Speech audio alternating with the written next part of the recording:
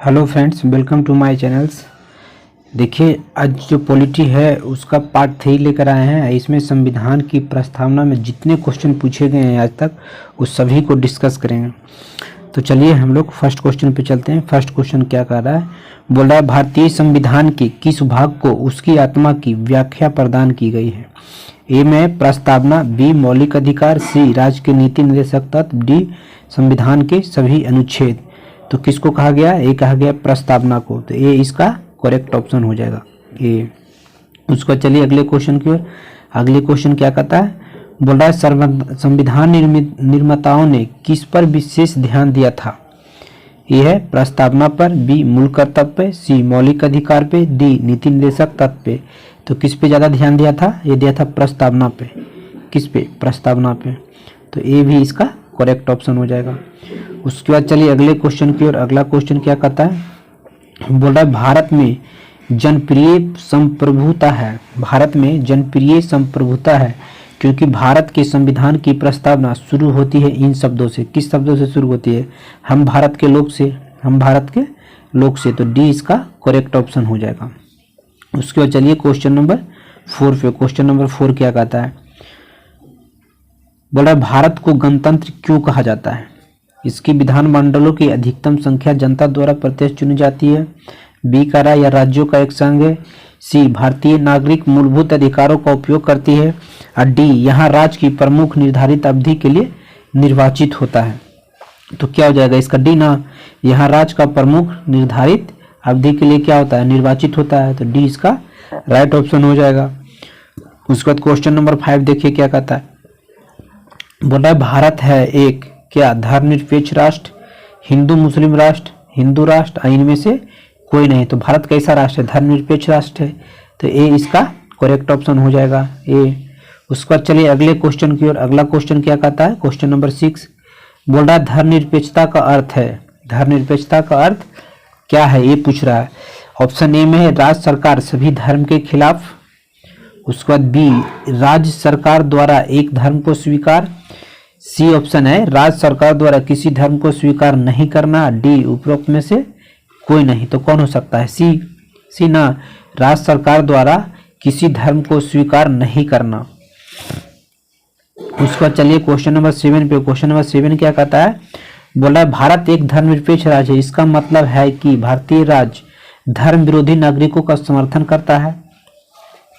B option है बहुसंख्यक समुदाय के धर्म का समर्थन करता है, ऐसा कुछ भी नहीं है। सी है अल्पसंख्यक समुदाय के धर्म का समर्थन करता है, ऐसा भी कुछ भी नहीं है। उसका डी ऑप्शन है किसी निश्चित धर्म का समर्थन नहीं करता है।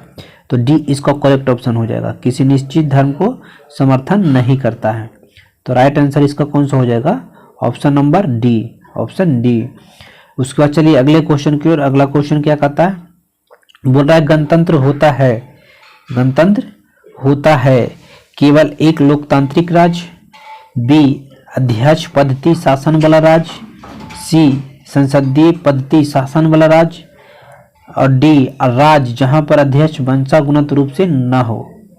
यही ना, जहां पर राज्य वंशागुणत न हो वही होता है गणतंत्र होता है। तो इसका राइट ऑप्शन क्या हो जाएगा, ऑप्शन नंबर डी, जहां पर अध्यक्ष वंशागुणत रूप से न हो वही गणतंत्र होता है। उसके बाद चलिए अगले क्वेश्चन, क्वेश्चन नंबर 9 पे।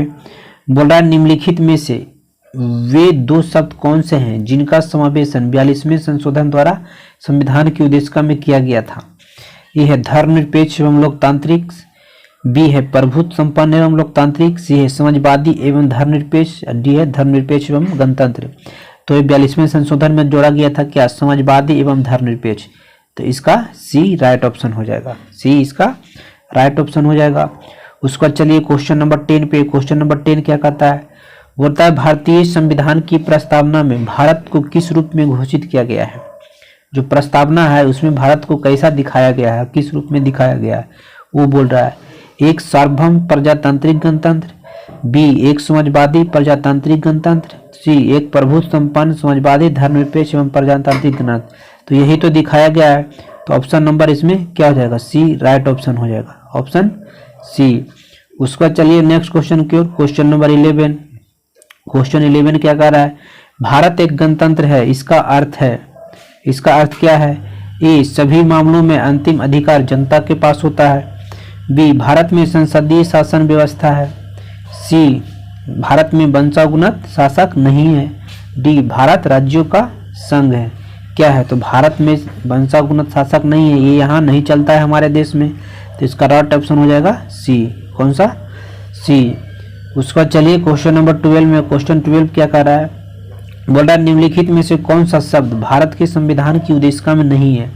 उद्देशिका में कौन सा शब्द नहीं लिखा गया है?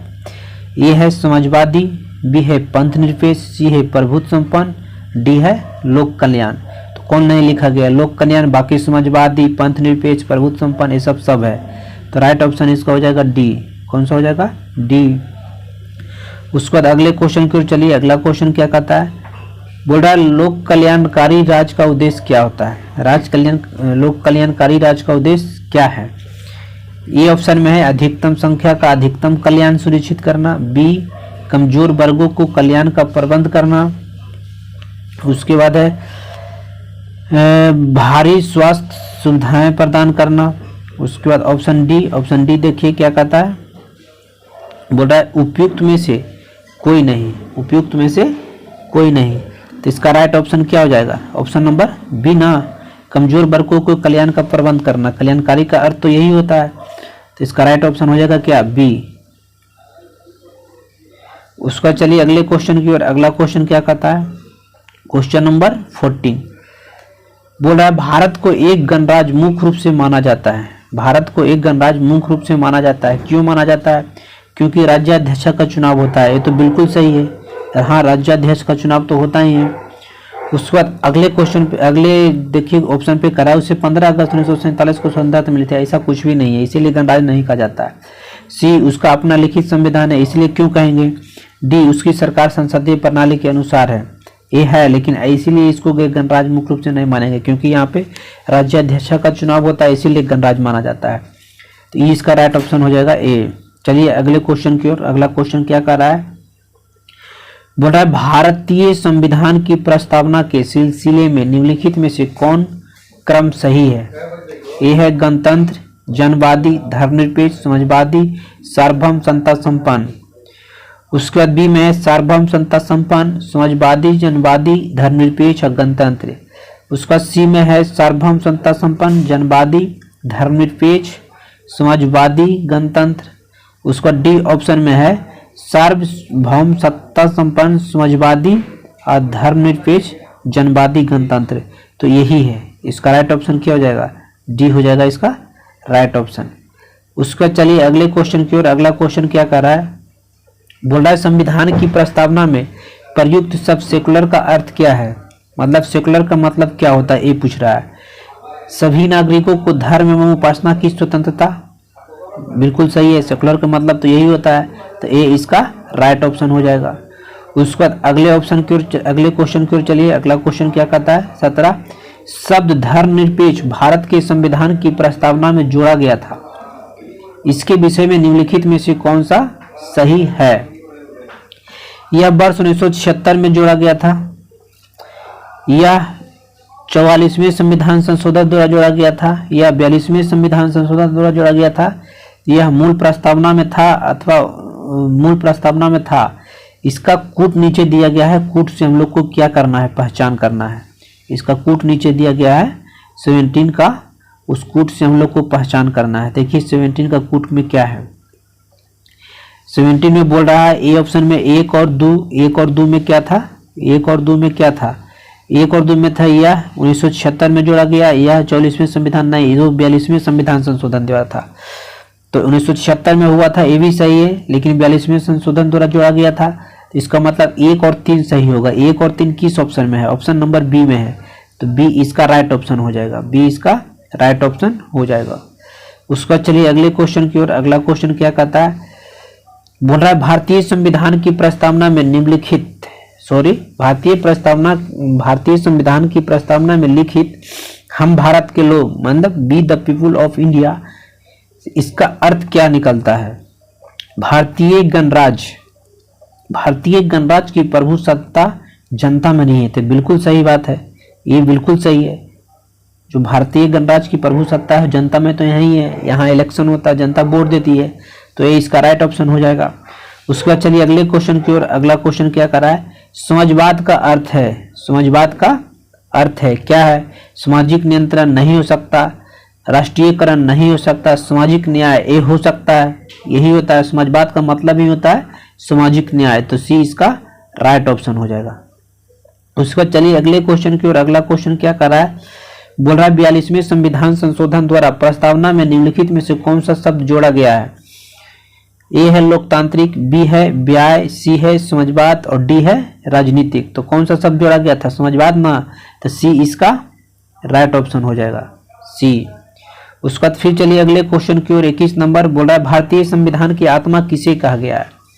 यह है प्रस्तावना को, प्रस्तावना कहीं तो कहा गया है भारतीय संविधान की आत्मा, तो ये इसका राइट ऑप्शन हो जाएगा। उसका चलिए क्वेश्चन नंबर 21 पे 21 क्या कहता है, भारत में समानता है क्योंकि संविधान की प्रस्तावना प्रारंभ होती है किससे, हम भारत के लोग से, तो ये इसका राइट ऑप्शन हो जाएगा, यही इसका सही आंसर है। उसके बाद अगले क्वेश्चन की ओर चलिए। अगला क्वेश्चन क्या कहता है, भारतीय संविधान की प्रस्तावना पर किस क्रांति का प्रभाव नहीं झलकता है। ए में ऑप्शन में फ्रांसीसी क्रांति, इससे भी तो लिया ही गया था। बी है अमेरिकी क्रांति, इससे भी कुछ न कुछ शब्द लिए गए थे। सी में है बोल्शेविक क्रांति, सी में कौन सा है बोल्शेविक क्रांति, इससे भी लिया गया था। डी में है चीनी क्रांति 1912, इससे कोई शब्द भी नहीं लिया गया, इसका प्रभाव भी हमारे संविधान पे कुछ भी नहीं पड़ता है, नथिंग दैट, इसका डी राइट ऑप्शन हो जाएगा। उसके बाद फिर चलिए अगले क्वेश्चन की ओर। अगला क्वेश्चन क्या है, बोल रहा है मूल भारतीय संविधान के अनुसार भारत एक क्या है, प्रभुत्व संपन्न लोकतंत्रात्मक गणराज्य। बी ऑप्शन में दिया है प्रभुत्व संपन्न धर्मनिरपेक्ष समाजवादी गणराज्य। सी ऑप्शन में दिया है प्रभुत्व संपन्न धर्मनिरपेक्ष लोकतांत्रिक गणराज्य। डी ऑप्शन में दिया है प्रभुत्व संपन्न समाजवादी एवं लोकतांत्रिक गणराज्य। तो हमारा देश यानी हमारा जो भारतीय संविधान है, भारत एक कैसा है, यह प्रभुत्व संपन्न एवं लोकतांत्रिक गणराज्य, क्योंकि यहाँ पर हम लोग जो जनता होती है भारत की वो अपना सरकार चुनती है, तो प्रभुत्व संपन्न एवं लोकतांत्रिक गणराज्य हो जाएगा, ये इसका राइट ऑप्शन हो जाएगा। उसके बाद चलिए अगले क्वेश्चन की ओर। अगला क्वेश्चन क्या कहता है, बोला है भारतीय संविधान के अंतर्गत लोकतंत्र के आदर्शों को हम कहाँ देख सकते हैं। लोकतंत्र के आदर्शों को हम कहाँ देख सकते हैं। ऑप्शन ए है भाग 1 में, ऑप्शन बी है प्रस्तावना में, बिल्कुल सही है, प्रस्तावना में हम लोग देख सकते हैं, क्योंकि प्रस्तावना में ही जो हम लोग का संविधान का आदर्श है वो सब कुछ दिखाई देता है, तो बी इसका राइट ऑप्शन हो जाएगा। उसके बाद फिर चलिए अगले क्वेश्चन की ओर। अगला क्वेश्चन क्या कर रहा है, बोल रहा है भारतीय संविधान संशोधन अधिनियम 1976 द्वारा प्रस्तावना में किस शब्द को नहीं जोड़ा गया। ए है धर्मनिरपेक्ष, बी है समाजवादी, सी है गुटनिरपेक्ष, डी है एकता एवं अखंडता। एकता एवं अखंडता, धर्मनिरपेक्ष जोड़ा ही गया था, समाजवादी जोड़ा ही गया था, एकता एवं अखंडता 42वें संशोधन 1976 में जोड़ा ही गया था, तो इसमें नहीं जोड़ा गया था वो है गुटनिरपेक्ष, तो सी इसका राइट ऑप्शन हो जाएगा। उसको चलिए अगले क्वेश्चन की ओर। बोल रहा है भारतीय संविधान की प्रस्तावना के बारे में कौन सा कथन सही है। समाजवादी धर्मनिरपेक्ष शब्द 1950 में लागू के संविधान के अंग थे, बिल्कुल नहीं थे। उक्त शब्द 1976 में जोड़ा गया, बिल्कुल जोड़ा गया है। ये कब जोड़ा गया था, 1976 में, तो इसका राइट ऑप्शन हो जाएगा बी, 1976 में तो जोड़ा ही गया था। उसके बाद फिर चलिए अगले ऑप्शन की ओर। अगला ऑप्शन क्या कहता है, बोला है भारतीय संविधान को किस प्रकार के लोकतंत्र को अपनाया है। भारतीय संविधान ने किस प्रकार के लोकतंत्र को अपनाया है। ये है संवैधानिक, बी है वंशानुगत, सी है लोकतांत्रिक, डी है लोकतांत्रिक गणतंत्र, सी में है लोकतांत्रिक राजतंत्र, डी में है लोकतांत्रिक गणतंत्र। तो कैसा अपनाया, गणतंत्र ना, तो डी इसका राइट ऑप्शन हो जाएगा, डी। उसके बाद फिर चलिए 29 में बोल रहा है भारतीय संविधान की प्रस्तावना में वर्णित लोकतंत्र को किस रूप में स्वीकारा गया है। ए ऑप्शन में है राजनीतिक राजतंत्र, बी में है आर्थिक लोकतंत्र, सी में है सामाजिक राजतंत्र, डी में है उपयुक्त सभी। तो सभी है, तो इसका डी राइट ऑप्शन हो जाएगा, डी राइट ऑप्शन हो जाएगा। उसके बाद चलिए अगले क्वेश्चन की ओर। भारतीय संविधान की प्रस्तावना के अनुसार भारत के शासन की सर्वोच्च सत्ता किसमें निहित है। भाई जनता में निहित है, तो ये इसका राइट ऑप्शन हो जाएगा।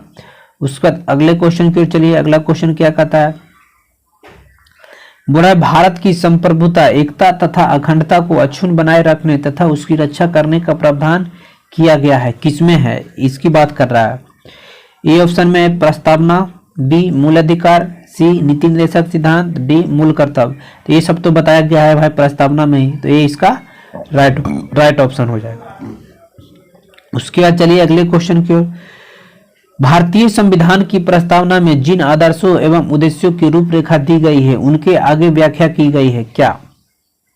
मूल अधिकारों के अध्याय में, बी राज्य के नीति निर्देशक सिद्धांतों के अध्याय में, सी मूल अधिकार राज्य के नीति निर्देशक सिद्धांत एवं मूल कर्तव्यों में, इसी में संविधान में इसी में किया गया है, तो सी इसका राइट ऑप्शन होगा। ये तीनों में किया गया है, इस तीनों में किया गया है, तो सी इसका राइट ऑप्शन हो जाएगा। उसके बाद अगले क्वेश्चन की ओर चलिए। बोल रहा है संविधान सभा में प्रस्तुत उद्देश्य प्रस्ताव में अभिव्यक्ति विचार को भारतीय संविधान के किस भाग में पूर्णतः शामिल किया गया है? किस भाग में पूर्णतः शामिल किया गया है? तो प्रस्तावना में किया गया है, तो प्रस्तावना कौन सा ऑप्शन? ऑप्शन ए है, ए इसका राइट ऑप्शन हो जाएगा। उसके बाद अगले क्वेश्चन की ओर चलिए। अगला क्वेश्चन क्या कहता है? भारतीय संविधान की प्रस्तावना से क्या स्पष्ट नहीं होता है? भारतीय संविधान की प्रस्तावना से क्या स्पष्ट नहीं होता है? संविधान का स्रोत स्पष्ट होता है भाई, शासन के अध्यायों का विवरण ये भी स्पष्ट होता है, संविधान को लागू करने की तिथि बिल्कुल नहीं ये स्पष्ट होता है, तो ये इसका राइट ऑप्शन हो जाएगा, option number C, option C. उसका चलिए अगले क्वेश्चन की ओर। अगला क्वेश्चन क्या कहता है? 35 निम्नलिखित में से किन उद्देश्यों को भारतीय संविधान उद्घोषित नहीं करता है? ए में है सामाजिक आर्थिक एवं राजनीतिक न्याय, बी है विचार एवं अभिव्यक्ति विश्वास धर्म उपासना की स्वतंत्रता, डी प्रतिष्ठा एवं अवसर की समानता बिल्कुल करता है, अंतर्राष्ट्रीय शांति एवं सुरक्षा की अभिवृद्धि बिल्कुल नहीं करता है, तो डी इसका राइट आंसर हो जाएगा। उसके बाद क्वेश्चन नंबर 36 पे चलिए। 36 क्या कहता है? भारतीय संविधान की प्रस्तावना में देश का कौन सा नाम उल्लेखित है? मतलब प्रस्तावना में भारत का कौन सा नाम उल्लेखित है ये पूछ रहा है, तो भारत और इंडिया है उसमें। अब देखिए ऑप्शन में क्या क्या है। भारत एवं भारतवर्ष बिल्कुल नहीं है, भारत और हिंदुस्तान बिल्कुल नहीं है, भारत और इंडिया, ये इंडिया लिखा हुआ है बिल्कुल गलत है, भारत और इंडिया हो जाएगा, तो इसका राइट ऑप्शन सी ही हो जाएगा। कौन हो जाएगा? सी हो जाएगा। उसका चलिए अगले क्वेश्चन की ओर। अगला क्वेश्चन क्या कहता है? भारतीय संविधान किसके द्वारा स्वीकृत है? भारतीय संविधान किसके द्वारा स्वीकृत है? संविधान सभा द्वारा, भारत की संसद द्वारा, प्रथम निर्वाचित सरकार द्वारा, उसके बाद भारत की जनता द्वारा। तो भारत की जनता द्वारा स्वीकृत है, तो डी इसका राइट ऑप्शन हो जाएगा, क्योंकि सर्वोच्च सत्ता तो जनता के ही हाथ में होता है। उसके बाद 38 पे चलिए। भारत की संप्रभुता किसमें निहित है? भारत की संप्रभुता किसमें निहित है? तो भारतीय संसद में, राष्ट्रपति में, भारत की जनता में, किसमें? प्रधानमंत्री में। तो भाई सभी सत्ता प्रभु संता किसमें होता है? भारत की जनता में होता है, तो डी इसका राइट ऑप्शन हो जाएगा। यहाँ ऑर्डर चेंज हो गया है, थोड़ा इसको ध्यान रखिएगा, तो डी इसका राइट आंसर हो जाएगा। भारतीय संविधान को संविधान सभा द्वारा अंगीकृत किया गया, कब किया गया अंगीकृत, इसकी बात कर रहा है। जो भारतीय संविधान है, भारतीय संविधान को संविधान सभा द्वारा कब अंगीकृत किया गया है, ये क्वेश्चन पूछ रहा है। 26 नवंबर 1949 को, तो यही तो तिथि था, 26 नवंबर 1949, तो राइट ऑप्शन इसका ए हो जाएगा। उसका चलिए अगले क्वेश्चन की ओर। अगला क्वेश्चन क्या कहता है? भारत का संविधान पूर्ण रूप से तैयार कब हुआ था? तो ये हुआ था 26 नवंबर 1949 को। तो देखिए ऑप्शन देखिए, ए है 26 जनवरी 1950, बिल्कुल गलत है।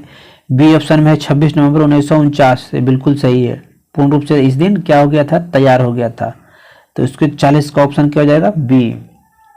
उसका चलिए अगले ऑप्शन क्वेश्चन की ओर। भारतीय संविधान कब अंगीकार किया गया? तो भारतीय संविधान को अंगीकार किया गया था 26 नवंबर 1949 को। तो ए ऑप्शन में है 26 जनवरी 1950, बी ऑप्शन में 26 जनवरी 1949, बी में है 26 नवंबर 1949, तो 26 नवंबर को अंगीकार किया गया था, तो राइट ऑप्शन इसमें हो जाएगा क्या? सी। उसके बाद चलिए अगले क्वेश्चन की ओर। अगला क्वेश्चन क्या कहता है? बोलता है निम्नलिखित में से किस तिथि को भारतीय संविधान को लागू किया गया था? तो वही क्वेश्चन है, कब किया गया था? 26 जनवरी, सॉरी ये लागू करने की बात कर रहा है, तो 26 जनवरी 1950 को लागू किया गया था। कब किया गया था? 26 जनवरी 1950 को लागू किया गया था, अंगीकृत नहीं पूछ रहा है, तो ये इसका राइट ऑप्शन हो जाएगा। उसके बाद चलिए अगले क्वेश्चन की ओर। अगला क्वेश्चन क्या कहता है? किस वर्ष भारत एक प्रभुत्व संपन्न प्रजातांत्रिक गणराज्य बना? कब बना था? 1950 में ना। तो इसमें देखिए 1950 किस ऑप्शन में है? ऑप्शन डी में है, तो डी इसका राइट ऑप्शन हो जाएगा। उसके बाद अगले क्वेश्चन की ओर चलिए। संविधान की उद्देश्य का यानी प्रस्तावना का संशोधन कितनी बार किया गया है? यानी प्रस्तावना में संशोधन अभी तक कितना बार किया गया है?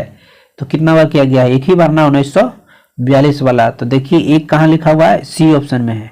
किस में है? ऑप्शन सी में है, तो ए सी इसका राइट ऑप्शन हो जाएगा। कौन सा? सी।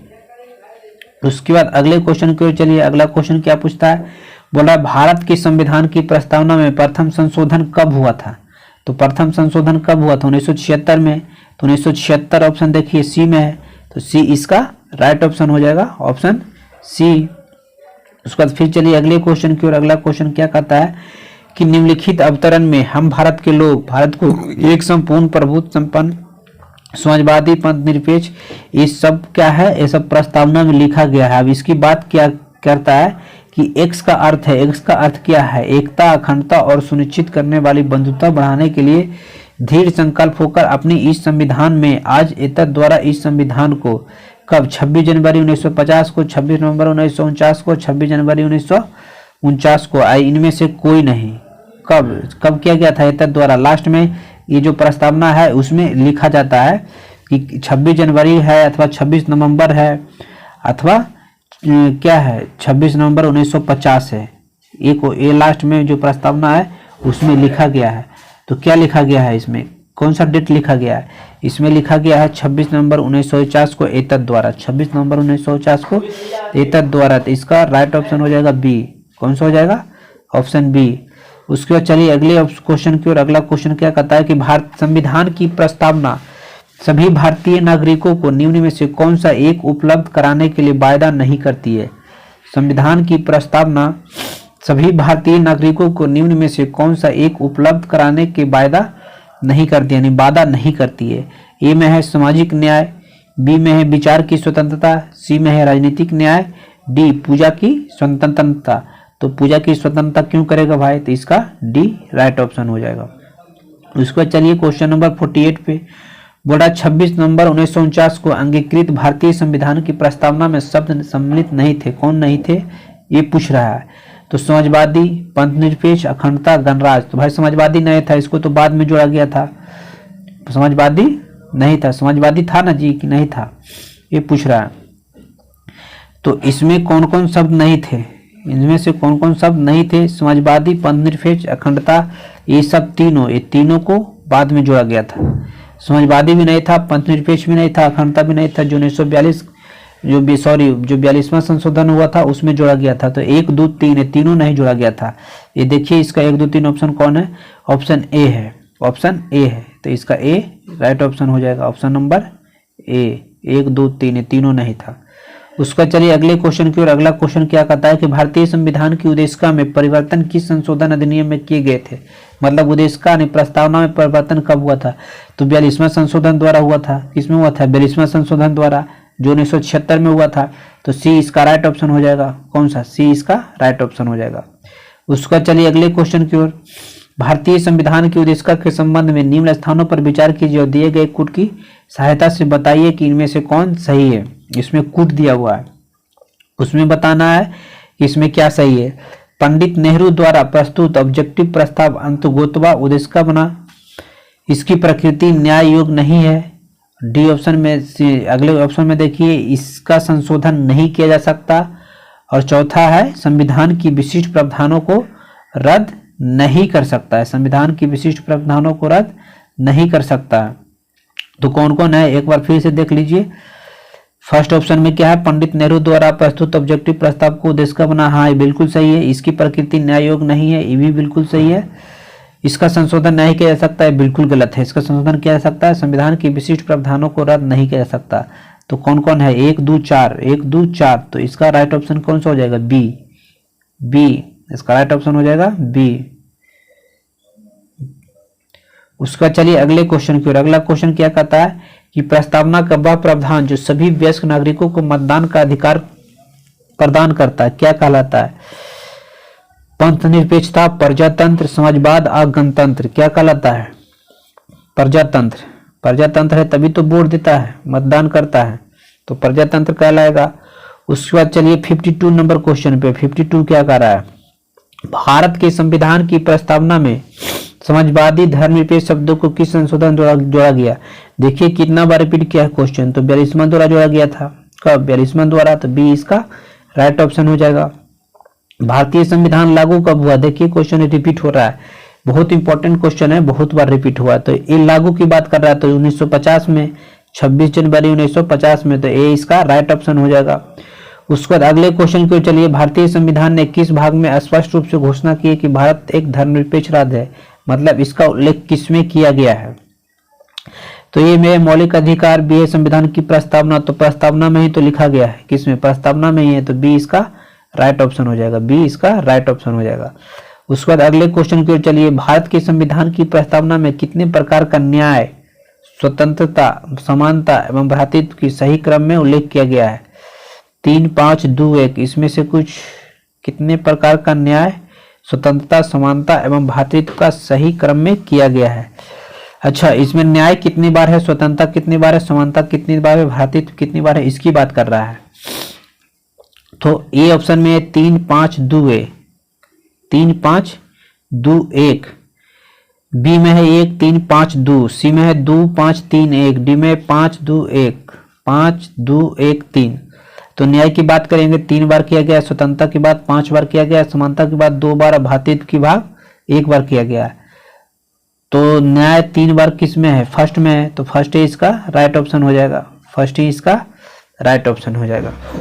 उसके बाद चलिए अगले क्वेश्चन की ओर, भारतीय संविधान का प्राधिकार स्रोत कौन सा है? राष्ट्रपति, भारत के लोग, सर्वोच्च न्यायालय अथवा सरकार? तो कौन है? भारत के लोग है, यही तो सबसे बड़ा रोल निभाते हैं, तो बी इसका राइट ऑप्शन हो जाएगा। उसका चलिए अगले क्वेश्चन की ओर, संविधान की प्रस्तावना का विधिक स्वरूप क्या है? यह लागू किया जा सकता है, यह लागू नहीं किया सकता है, यह लागू क्यों नहीं किया जा सकता? यही तो है, इसका राइट ऑप्शन क्या हो जाएगा? बी राइट ऑप्शन हो जाएगा, बी। उसका चलिए अगले क्वेश्चन की ओर, किसने भारतीय संविधान की प्रस्तावना अनुदेशिका को भारतीय संविधान की राजनीतिक कुंडली के रूप में वर्णित किया है? कौन किए हैं? अम्बेडकर जी, एन पालकीवाला, सी कन्हैयालाल मणिकलाल मुंशी और डी ठाकुरदास भार्गव। ठाकुरदास भार्गव, तो कौन कहे थे? कन्हैयालाल, कन्हैयालाल कहे थे, कन्हैयालाल मणिकलाल मुंशी, के एम मुंशी जिनको कहा जाता है, तो सी इसका राइट ऑप्शन हो जाएगा। उसके बाद चलिए अगले क्वेश्चन की ओर, भारत के संविधान के संबंध में निम्नलिखित में से कौन सा कथन सही नहीं है, गलत की बात किया जाता है? समाजवादी पदनिरपेक्ष शब्द प्रारंभ शब्द के अंश नहीं थे, उद्देशिका में भारत के संविधान के उद्देश्यों का उल्लेख है, उद्देशिका न्यायालय में परिवर्तनीय है, गणराज्य का संबंध जनता से है जो कि संविधान के अधीन सभी प्राधिकार के क्या है? स्रोत है, सभी प्राधिकार के स्रोत है। इसमें कूट तो दिया नहीं है, कूट वाले क्वेश्चन है ना, कौन सा क्वेश्चन है? Question number 59। क्वेश्चन क्या कह रहा था? क्वेश्चन बोल रहा है भारत के संविधान के संबंध में निम्नलिखित में से कौन सा कथन सही नहीं है? समाजवादी एवं पथनिरपेक्ष तो है, उद्देशिका में भारत के संविधान के उद्देश्यों का उल्लेख है, ये भी ये प्रस्तावना में दिया ही गया है, उद्देशिका न्यायालय में परिवर्तनीय है, ये भी बिल्कुल सही है, गणराज्य का संबंध जनता से है जो कि संविधान अधीन सभी प्राधिकारों का क्या है? स्रोत है, ये भी बिल्कुल सही है। उद्देशिका के न्यायालय में परिवर्तनीय है, जो प्रस्तावना है उसको न्यायालय में परिवर्तन नहीं किया जा सकता है, जो उद्देशिका है उसको न्यायालय में परिवर्तन नहीं किया जा सकता है, जिसको हम लोग प्रस्तावना करते हैं, तो सी इसका राइट ऑप्शन हो जाएगा।